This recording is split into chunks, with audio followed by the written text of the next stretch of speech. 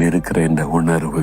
அதனாலதான் தினம் காலையில் எழுந்த உடனே ஆண்டவரே உம்முடைய செட்டையின் மறைவுக்குள்ள என்னை வைத்துக் கொள்ளுங்க, என் குடும்பத்தை, என் பிள்ளைகளை, எங்களுக்கு உண்டான எல்லாவற்றையும் உங்க பாதுகாப்புக்குள்ள நான் ஒப்பு கொடுக்கிறேன்னு அவரோட நெருங்கி இருந்துட்டீங்கன்னா எந்த ஆபத்து உங்களை தொட முடியாது.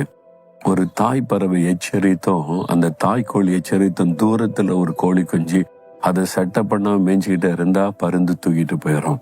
அப்போ சத்துருடைய பிடியில சிக்க காரணம் தாய் பறவை விட்டு தூரமா இருந்ததுதான். அது பக்கத்துல இருந்த அந்த செட்டுக்குள்ள வந்துட்டா ஆபத்து எதுவும் மேற்கொள்ள முடியாது. நீங்க எப்பொழுது இயேசுவோடு இருங்க, அவருடைய செட்டைக்குள்ள இருங்க. யாருன்னு சொல்றாரு, என் செட்டைக்குள்ள வந்துரு மகளே, வந்துரு மகனே, நான் இருக்கிற உன்னை பாதுகாக்க நீ சிறகுகளாலே மூடுவாராம். எவ்வளவு அற்புதமான ஒரு ஆண்டவர் நமக்கு இருக்கிறார் பாத்தீங்களா. கொள்ள நோய் தொடாது, இயற்கையின் ஆபத்துகள் மேற்கொள்ளாது, எந்த ஆபத்தும் சேதப்படுத்தாது, பொல்லாத மனிதர்களும் உன்னை சேதப்படுத்த முடியாது, பொல்லாத ஆவிகளும் உன்னை தொட முடியாது. அவருடைய செட்டையின் பாதுகாப்புகளுக்குள் இருக்கும் போது சத்துருவின் எந்த வல்லமையும் தொட முடியாது. 1000 மந்திரவாதிகள் ஒன்று சேர்ந்து உங்களுக்கு விரோதமாய் மந்திரவாதம் பண்ணினாலும் உங்களை டச் பண்ண முடியாது. விசுவாசிங்க, என் தகப்பனின் ஆண்டவர் அவருடைய செட்டைக்குள்ளே வைத்து பாதுகாக்கிறார் என்று.